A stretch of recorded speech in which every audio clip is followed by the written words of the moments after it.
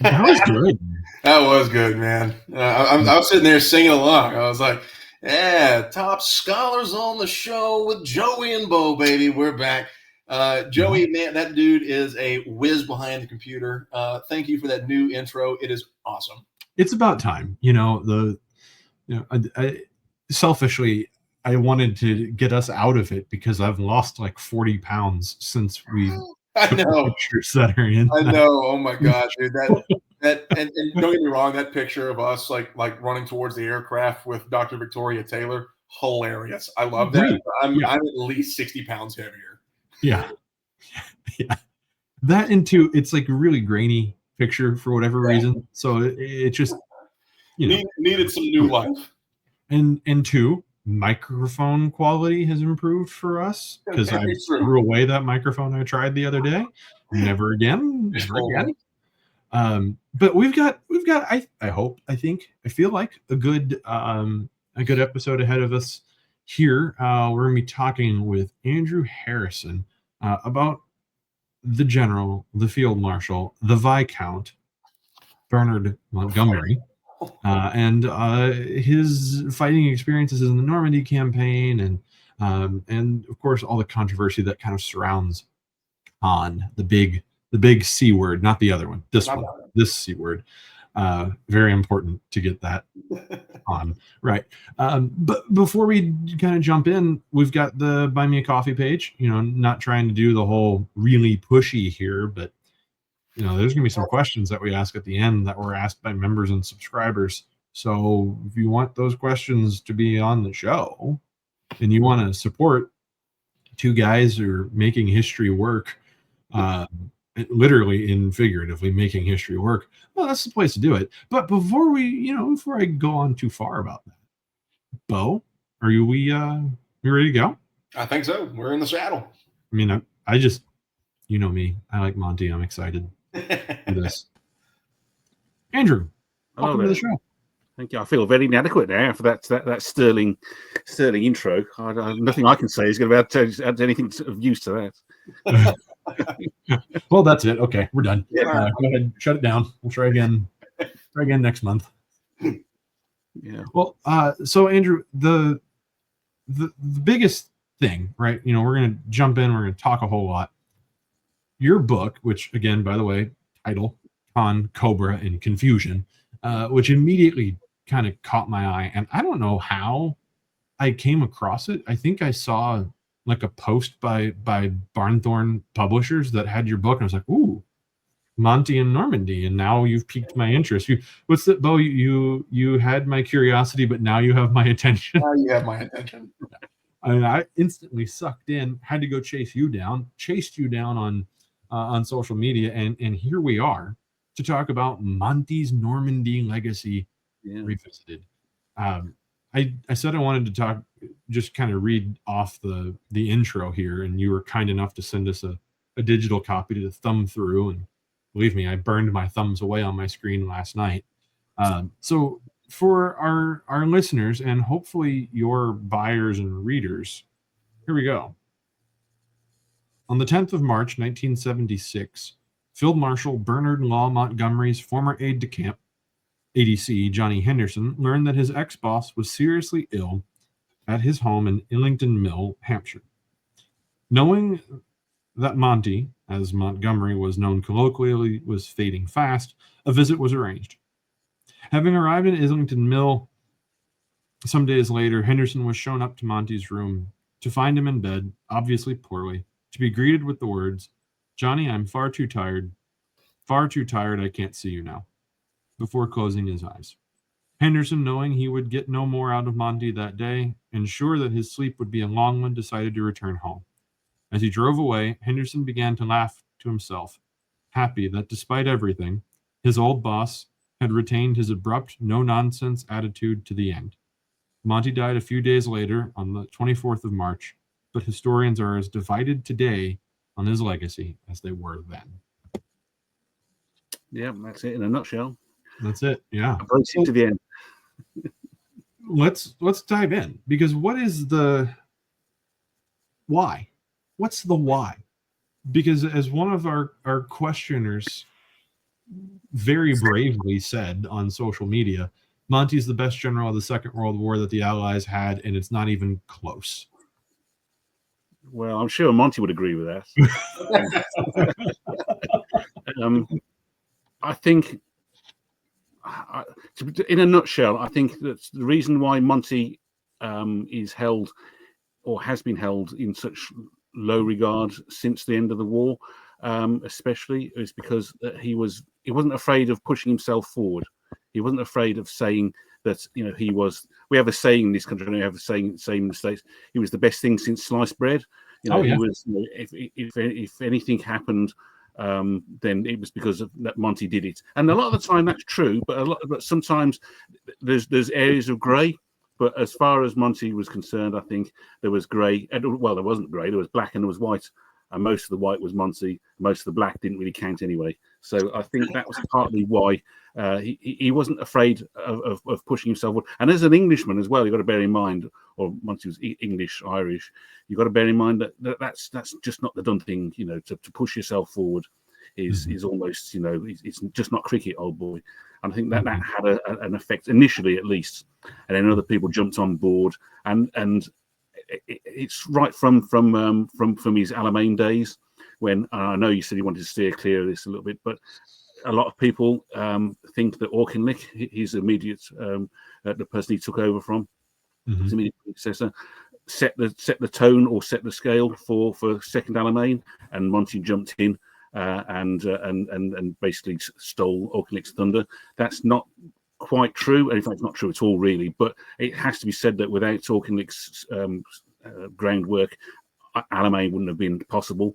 And I think that's sort of like. But I don't think he's any worse, really, in his own way than the likes of MacArthur or Patton.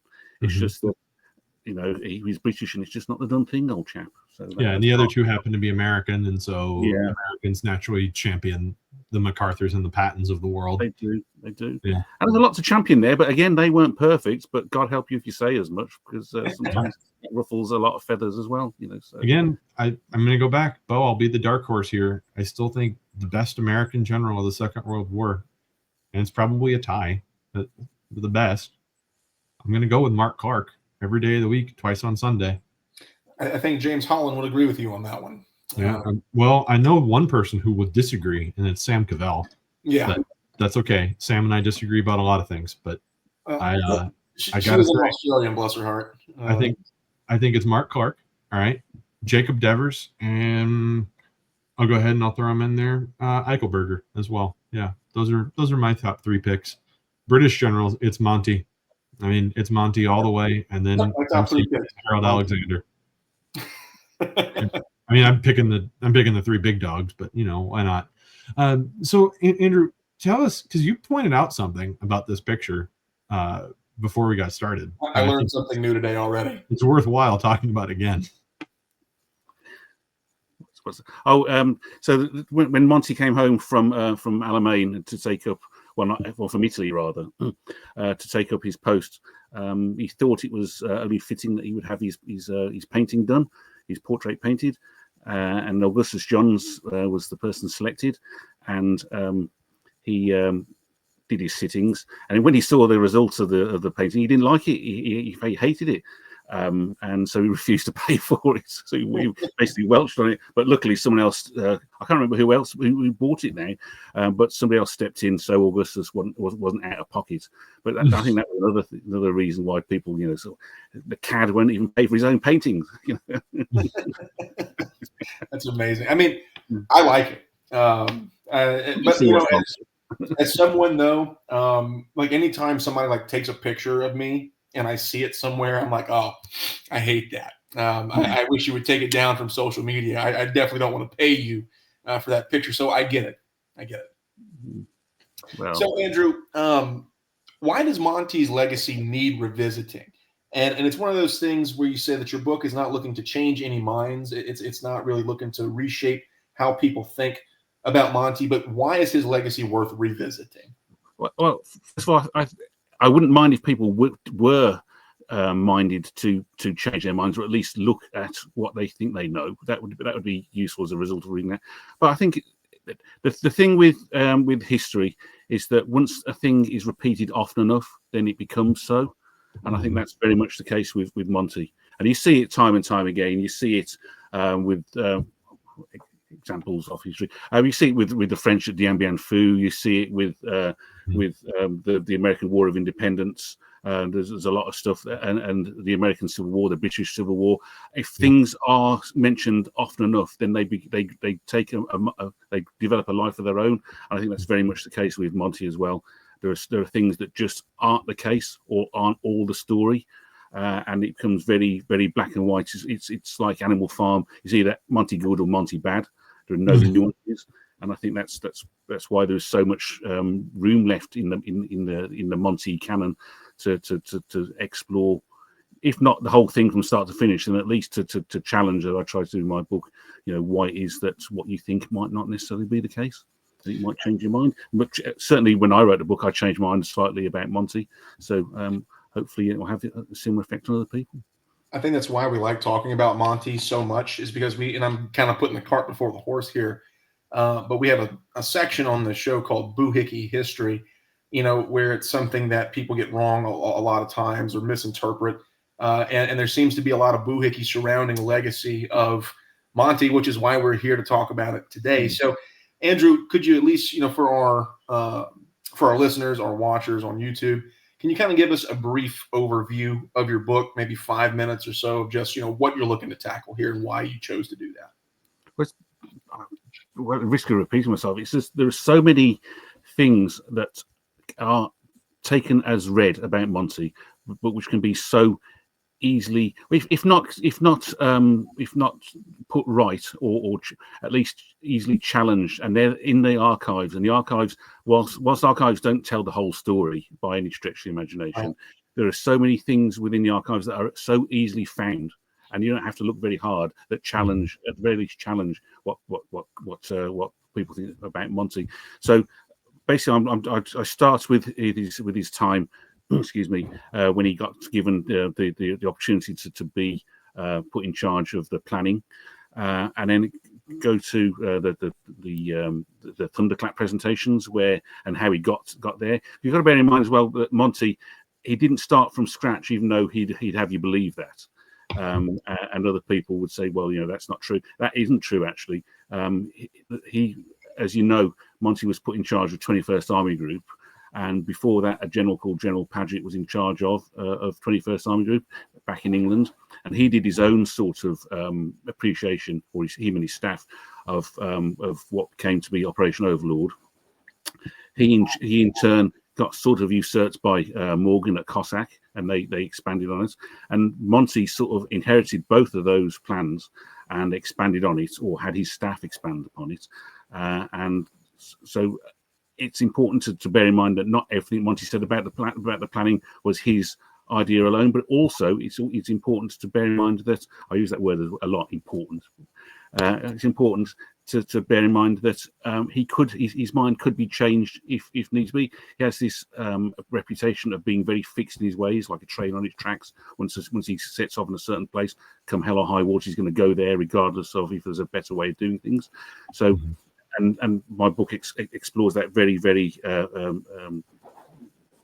well. It explains it in a way that is readable to the general reader, and from there it goes on to show how, although he recognised Caen to be important, it wasn't the be all and end all to capture it on day one, despite what he said, and yeah, that's basically it in a nutshell. You've got to bear in mind as well that Monty was very much aware of, even though he was in charge of Allied ground forces, he left it very much to the Americans to decide their own way of doing things. He said in one of his first meetings that American policy is down to General Bradley, and how he does things is going to be his own affair. All he wanted, basically, though, on having said that, was for there to be some Allied unity. And that's basically, he was in charge of the planning and so on and so forth, and the training for the British and Canadians. But as far as the American First Army was concerned, it was going to be down to General Bradley, and he was, he had, while he would be advised by Monty, sorry, what he decided was what was going to go, and that's basically in a nutshell. And from there, I hope I show that even though obviously everyone knows Caen wasn't taken on D-Day, I don't necessarily think that Monty ever expected to be taken, and why it actually helps the Allied cause for it not to be taken. And don't get me wrong, there, if it came to pass that Caen had been taken on day one, I'm more than sure that Team Monty would have said, "Yeah, this is what I expected all along." But he also says that later on in the campaign that it all went to plan, just as I expected, and so that's quite a square to circle. And so I try and explain why I honestly think he did think that the campaign as it panned out was pretty much according to plan, but people seem to get hung up on the fact that Caen was a D-Day objective. And it wasn't taken on D-Day, and how come? And just think of how much better things would have been if Caen had been taken. I don't necessarily think that's the case, and I certainly don't think it's the case that Monty expected Caen to be taken on day one either. So, and that's where we go. And having looked at that and my thinking behind it, then look at how the campaign developed to allow for the inclusion of Allied airstrips in Normandy, on the Normandy side of the coast, and how operations Epsom and Goodwood helped the American breakouts as it was always intended. So that's basically it in a nutshell.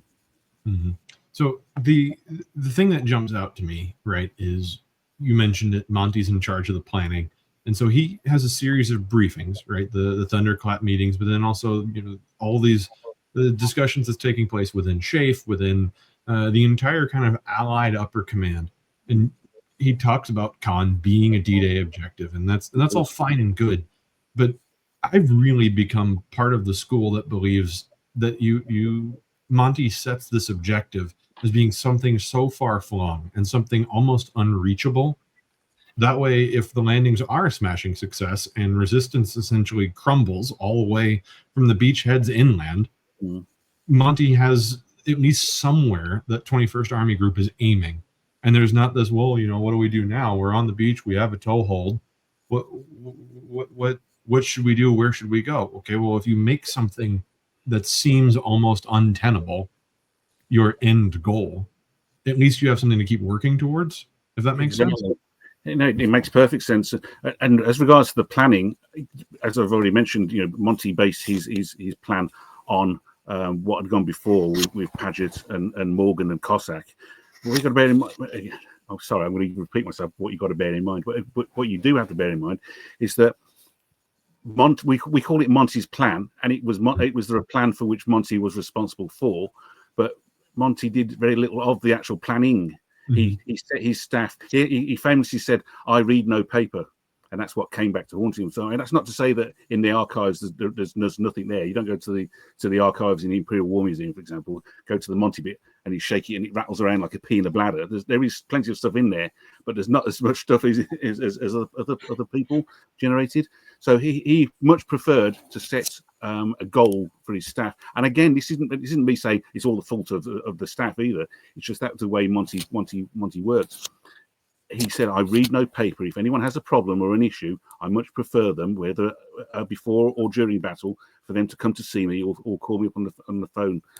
And that's basically the way he set the planning ball in motion. If he didn't like a thing, or if his chief of staff, General de Guingand, didn't like a thing or question things, then that's when he would come to question things more closely.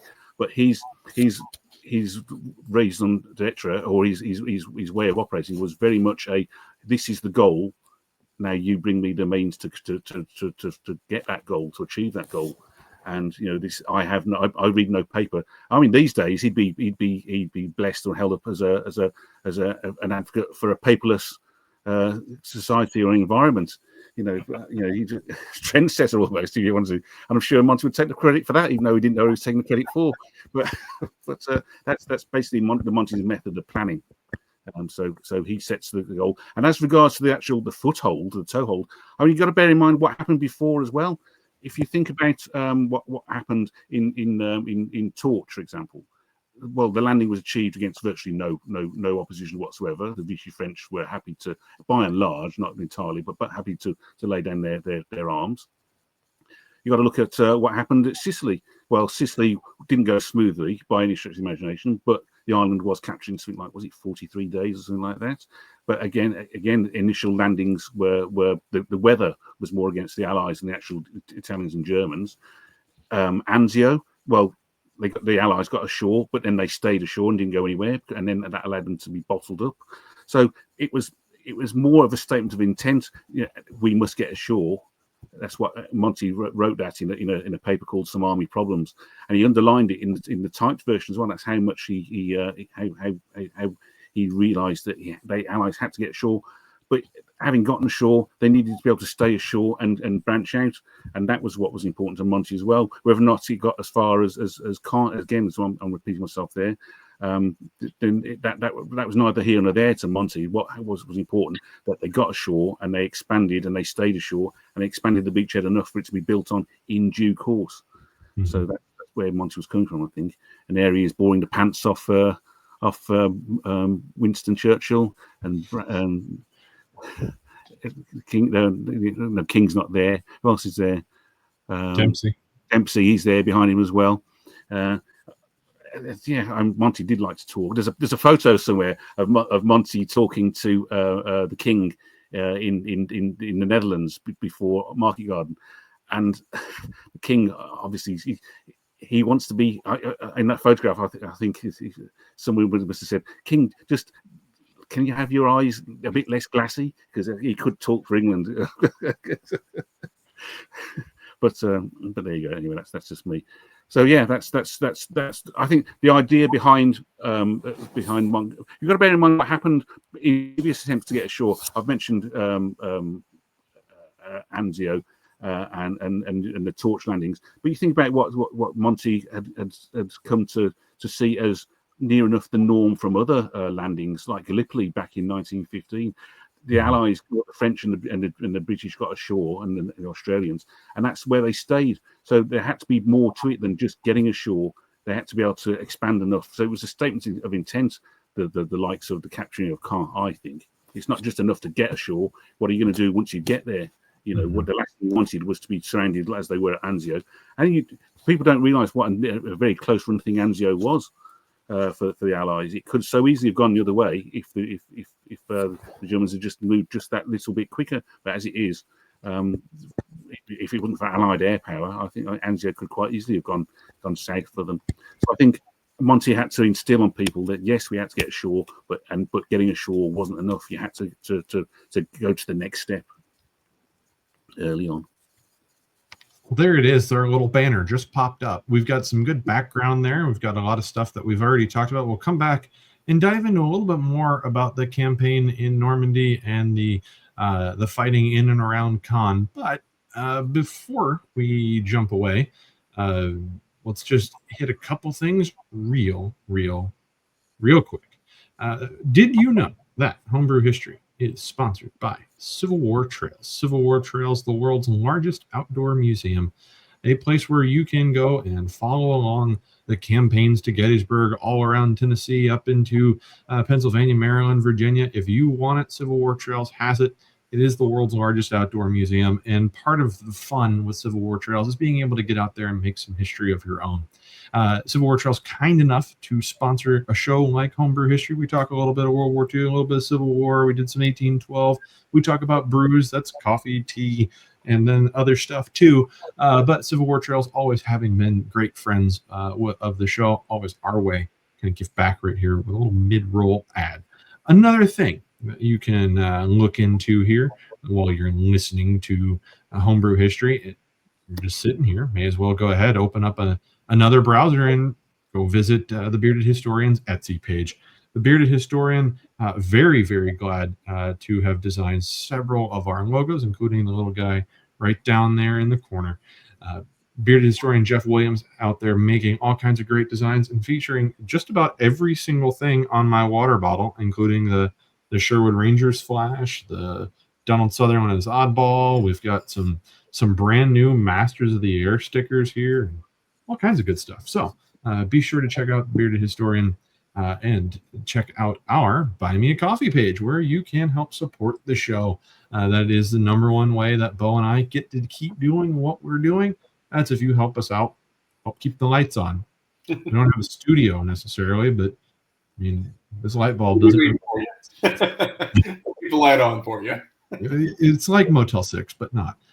So be sure to visit us at Buy Me a Coffee. Follow the link down below in the description. And since you've made it through all these ads, how about some more? We'll be right back.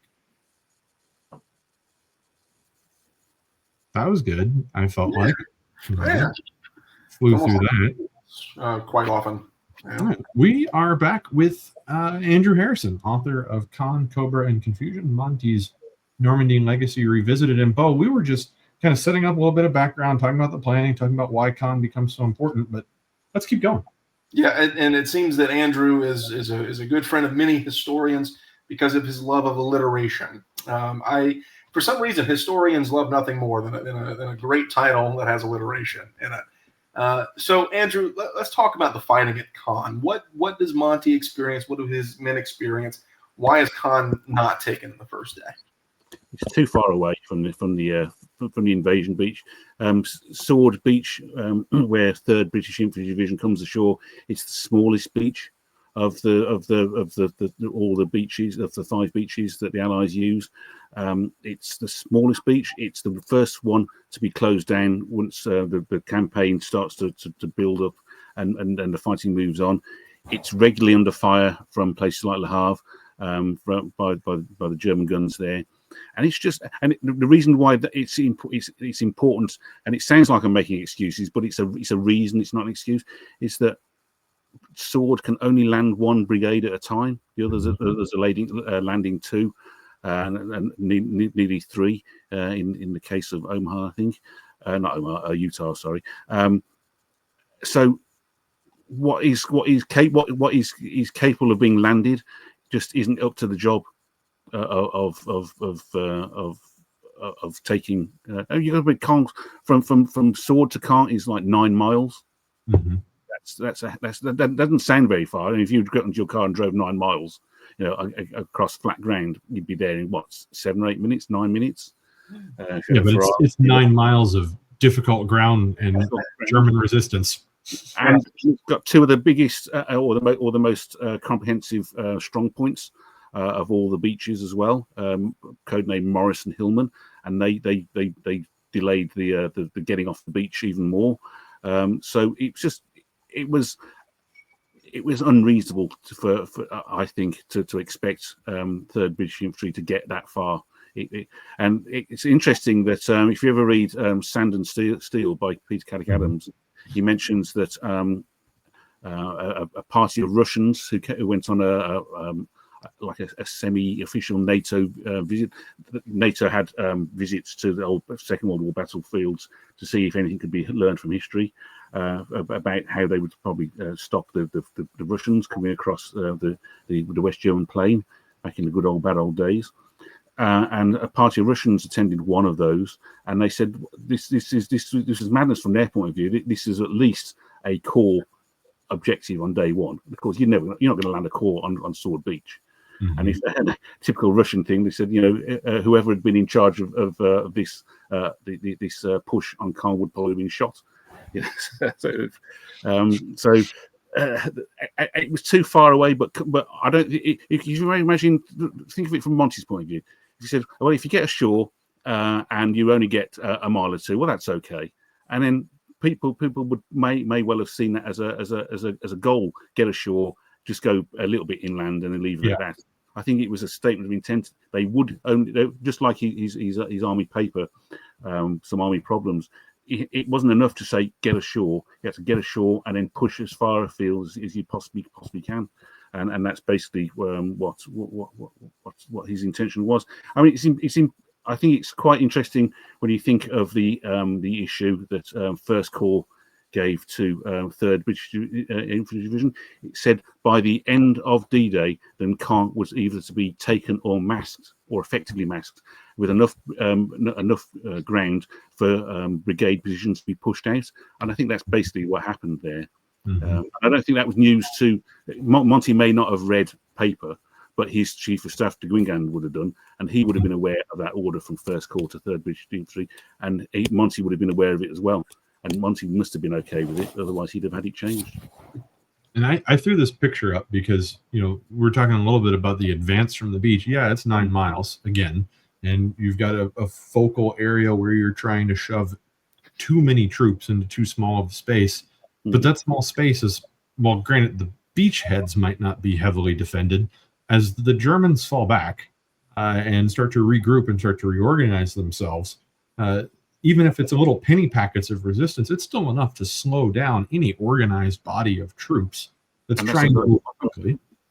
And then the other piece of it, as we're kind of talking, is Montgomery's, and this is as true as I can see from his entire career, Montgomery's understanding of how to attack is to make sure that he's got a numeric advantage over any defender. And if we're talking an American rule of thumb, right, is a 3-to-1 advantage, but Montgomery's going to try and mass as much as possible to seize a city, an ancient city, a fortified city like Caen.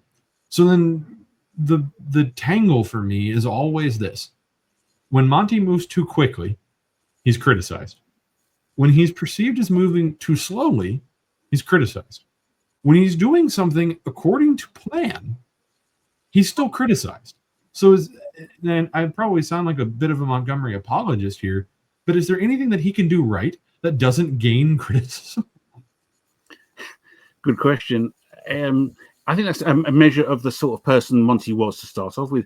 If I think it's interesting, jumping the gun slightly, the further away you get from Schaeff, the more people like him. The closer you get to Schaeff, the less Monty is held in regard by some of the officers there. He's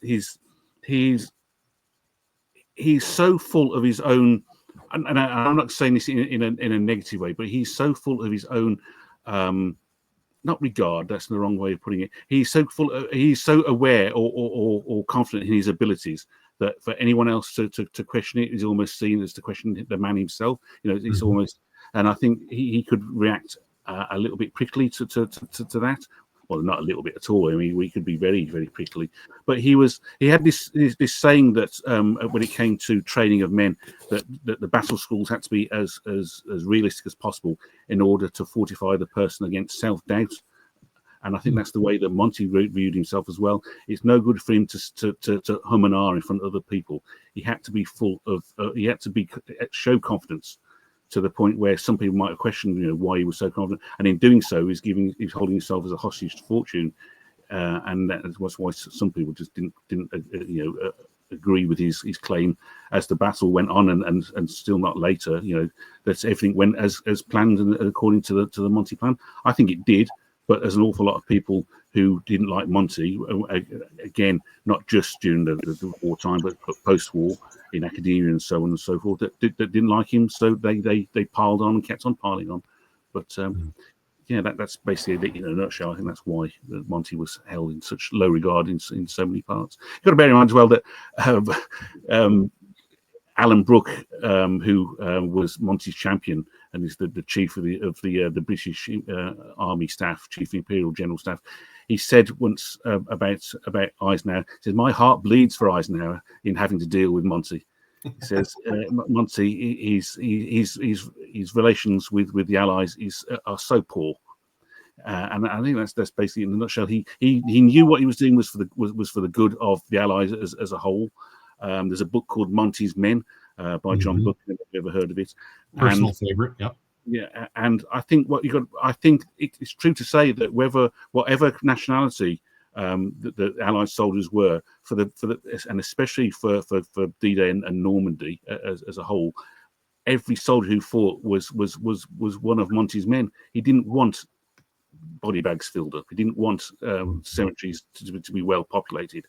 He knew that that was going to happen, but he'd seen what happened in Passchendaele on the Somme during the First World War, and if he could possibly help, possibly as far as a good general was able to, if he could stop those cemeteries getting as full as they could be, then he would do so. And if he came across then as hesitant sometimes, then I think he was okay with that as long as enough people got home after the battle. Before the invasion was launched, he conducted a inspection of the Welsh Guards.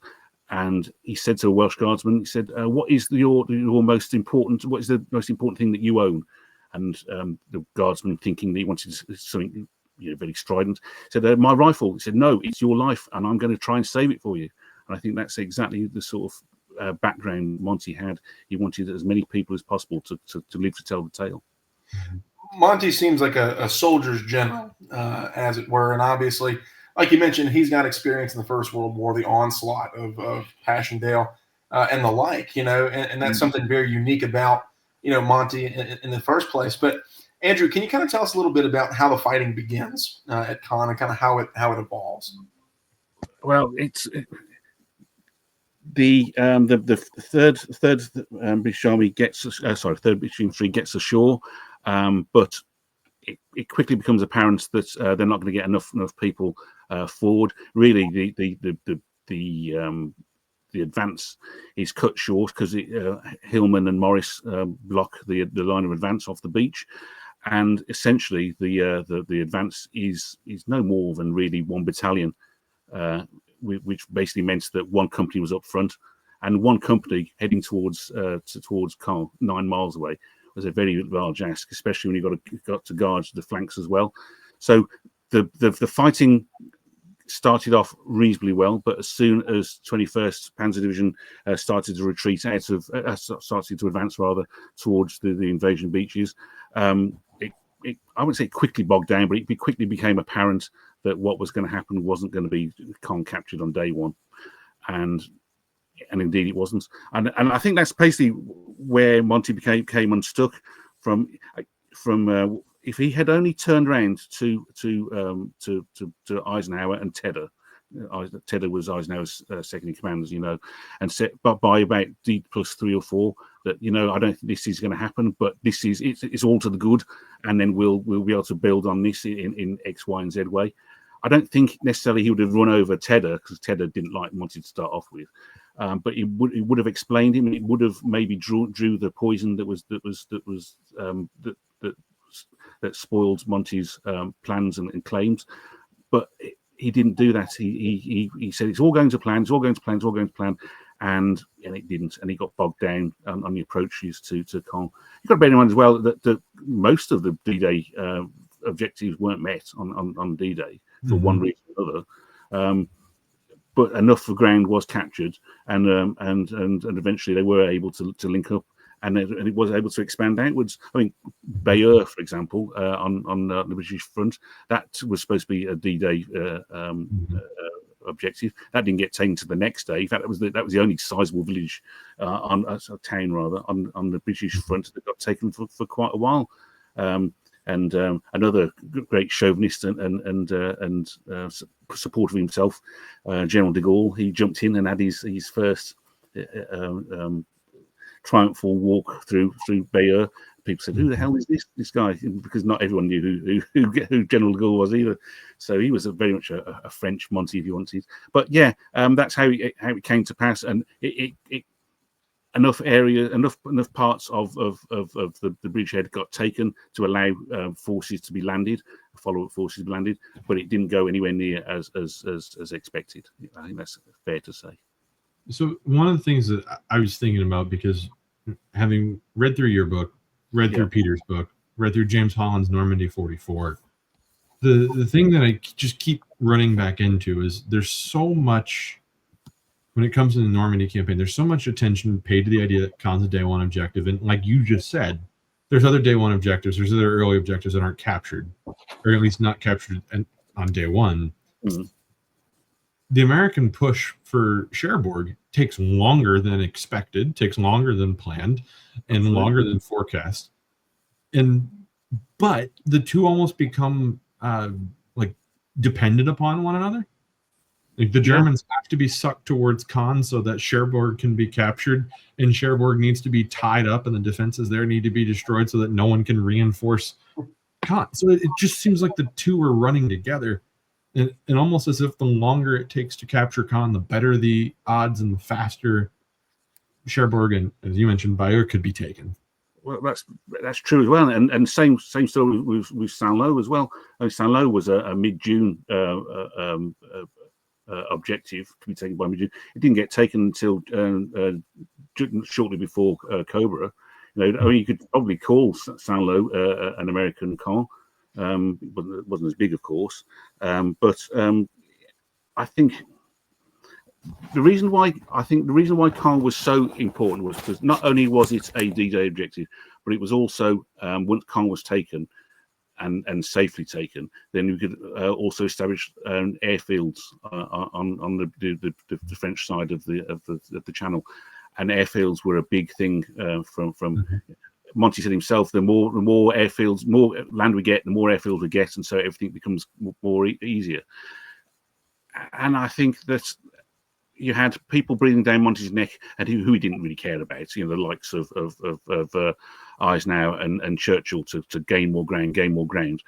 But you also had the airmen as well chiming in, and they showed very little flexibility. I think. I mean, Monty was always accused of being inflexible, but the way that the Allied airmen, Tedder especially, came to view the air plan as sacrosanct came to be almost, you know, perverse in their own way. At no stage did the Allies want for air support, and in fact, you know, if you recall, on the 8th of June, that General Pete Crusader, head of the 9th Tactical Air Force and USAF, he landed just behind Utah Beach, and Spitfires landed just behind Gold Beach a day or two later. So from the very early days, airfields were established. Sometimes they were just refuel and rearm ones, then they flew back across the coast, across the English Channel for overnight. But very quickly, those airfields were established, and I think, well, that's basically it in a nutshell. That the airfields and were important. The ground was important. Caen was important. Caen was important as well, if you remember, because it's a road hub between east and west. So if the Germans knew, and they did know, that it was important, they'd throw as much as they could towards it. And that was Monty's idea as well. So while the Germans were facing the British and Canadians, the Americans could build up their forces around the Canton Peninsula and break out that way.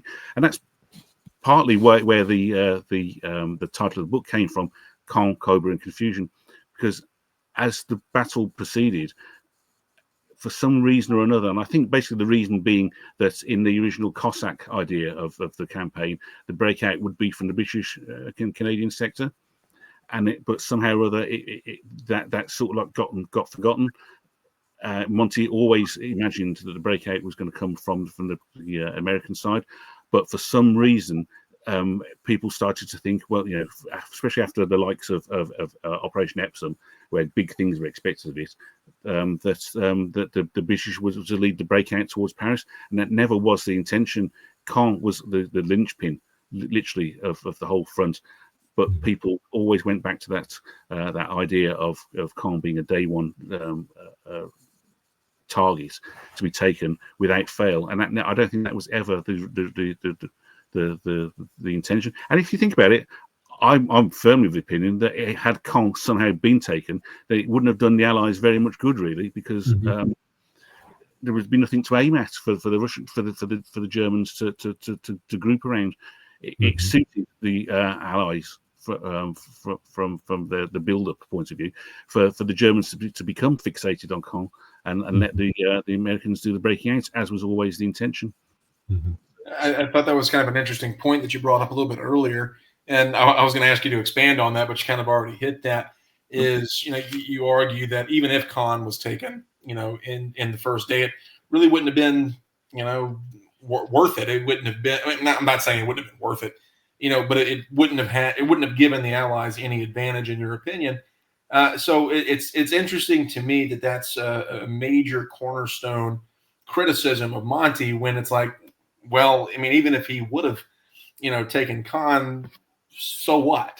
You know, I mean, it's taken eventually, but we have hindsight, of course. And Bo, I would add on to that, Bo, is that not only would you take it, but then you would have to hold it. With an army that landed that morning, fought all day long, seizes the town, and then has to hold up against an inevitable German counterattack, because that's all they do through the Normandy campaign. lose a town, try and recapture a town. They fight relentlessly in that regard. So you have to take it and you have to do it on day one. You have to do it with just the single division that arrives, just to get the men from third division. It just seems like it's too tall of an ask in my book. You've got to bear in mind, well, what are you asking? Not only are you asking third division to take Caen, we're also asking third division to get to Pegasus Bridge and relieve the airborne troops there as well. That's a big ask of one, maybe two brigades fed in dribs and drabs onto that beach. You might say, well, what the hell was it we were doing landing on a small beach? But it was what was available at the time. There was a plan which Monty forwarded before the invasion to land another division on the opposite side of the Cherbourg Peninsula, and that would have been Beach Beer. But they were able to persuade him otherwise, and I think that was probably just as well, because that beach would have been cut off in next to no time, and the troops captured. So you've got to. It's just more a statement of intent, but rather, as I said, Monty going back to Tedder and especially Eisenhower by the latest D+5 or 6, and saying that this is just the way it's going to be now. We'll crumble. That's one of Monty's words. We'll crumble the enemy down to the point where they can't do us any real harm, and then we'll do the breaking out as planned. But that wasn't the Monty way. Why didn't I can't tell you, but he made half the bullets that were subsequently fired at him, and I don't know why he did it, but that was just the Monty way of doing things. So Joey, I think it's time for that age-old question that we usually ask our guests is, well, Andrew, and we've kind of talked a little bit about some of it, but what's sort of the boohickey? What's some stuff that people get wrong about Monty? What do they get wrong about Caen? Is there a myth that you wish to dispel now? One of them is so Operation Charnwood was the name of the operation that to take to Caen on the 9th, 10th of July. And one of the things that get my goat something shocking is that there's no denying the fact that Caen was bombed to bits. It was, but that was because of the air support put in place to try and even up the advance for the British before they kicked off and the Canadians before they kicked off. But it was never it was set forward of Caen, because the expectation was that the bombing in the past always crept forward. In this occasion, it crept back. And despite the best efforts of the bomber crews and the target markers, so it crept back into Caen and devastated. Let's make no bones about it. Caen was devastated. That's why I've been trying to show those pictures of some of the patrols going through the streets. It's just rubble, and that sort of backfired on Monty as well. The fact that, but he was. I would say encouraged, because that makes it sound as if he used the bombers because even against his better judgment, he was always going to use the bombers to help the Allied advance, the British Canadians. But the idea that he laid waste to Caen as if it was a second Monte Cassino, in the expectation that would help the Allies, that's just it's a nonsense, and it's a nonsense that has been picked up on by. I've got to be careful. It's been nonsense. It's been picked up on by certain French historians as well.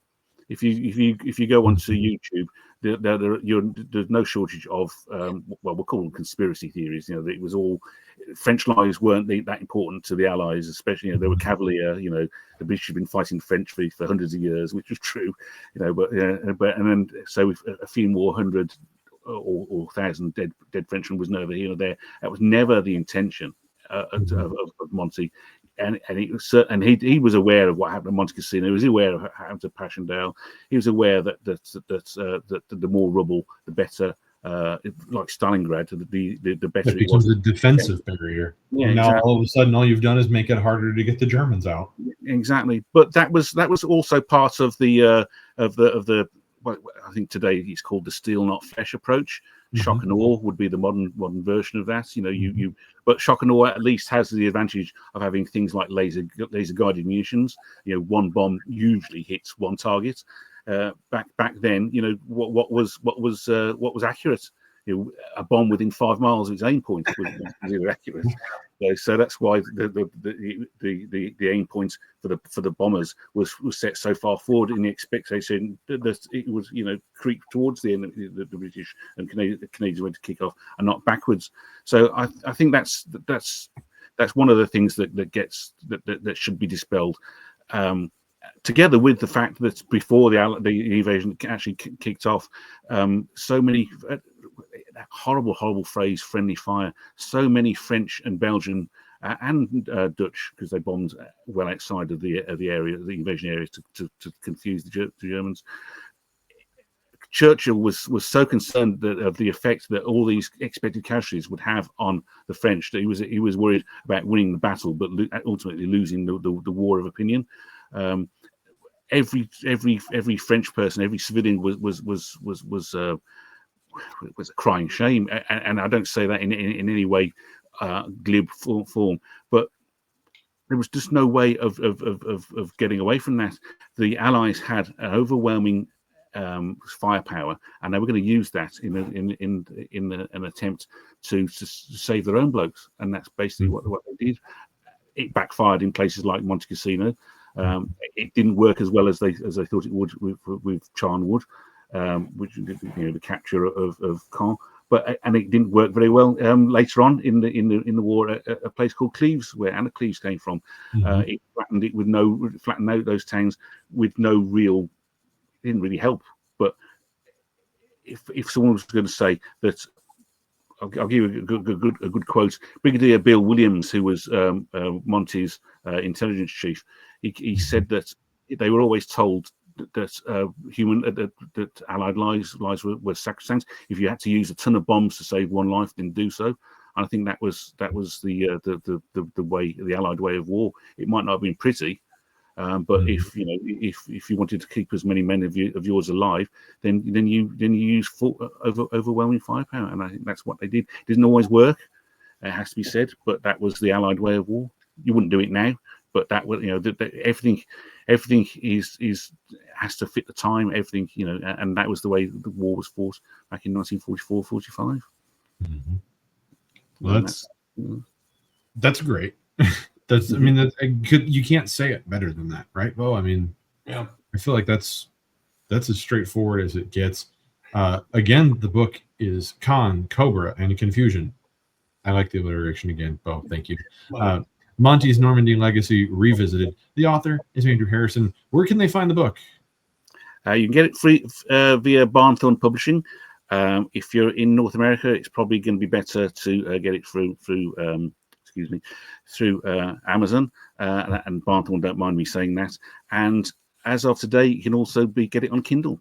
So you've got 3 ways of getting it. Excellent. Well, Andrew, we have a little segment on this show, kind of it's in our name, right? Homebrew history. Half of the name has to do with what we're drinking. So, what's in your cup? In my cup, yeah, tea. Tea. That's good. Same here. Green tea. On par. For me, I've been slowly, because I mean, it's like, well, with daylight savings time, it's like now 2:30-ish, so it's not as bad as when we first started here. But I am currently sipping on some ice-chilled rawhide whiskey, so it has been wonderful. Well, as the British Navy say, somewhere it's 5 o'clock. Yep, somewhere. It'll be here eventually, and I'll probably drink until then. But the sun will be over the yardarm somewhere. That's it. Well, gang, Bo, Andrew, on behalf of all of us and Homebrew History, thank you, Andrew, for joining us, and we hope you enjoyed this episode. Again, Homebrew History is sponsored by Civil War Trails. You can support us by following that Buy Me a Coffee link down below. We're not pushing you, but for $5 a month, $5 a month, you can help not only promote Homebrew History, but you also gain access to some exclusive mini-sodes like the one we're about to record right now with Andrew. So if you haven't had enough about Bernard Montgomery and Caen and Normandy, You and could possibly have enough. you can't get enough of this stuff. That's what kills me, Bo. Is like I'm sitting here, I'm reading John McManus's book, the Dead and Those About to Die. I'm thumbing through Sand and Steel. I've got Normandy 44. I'm reading Andrew's book, and Catherine looks at me. My wife looks at me last night, and she goes, "Do you ever get tired of reading about Normandy?" And I said, "No, but when I do get tired of reading about Normandy, I start reading about Market Garden instead. And then when I'm done reading about Market Garden, I go back to Normandy. And when I really need a break from it all, I jump to the Pacific for a little bit." Well, I didn't even show you. Look, so we're breaking away from ending the show on time, but like, I got a new book this weekend. Super excited. Arnhem, Defeat and Glory. And it's a miniaturist perspective of Operation Market Garden. Wow. So it's all models and everything. No, this is great. A friend of mine, Phil of Sherwood War Games, passed this along to me. Shout out to Phil. But he saw me coming a mile away. First time I went there, I had on my first para t-shirt, and he's like, "Oh yeah, my father or my wife's father was at Arnhem." I was like, "Oh, look at that!"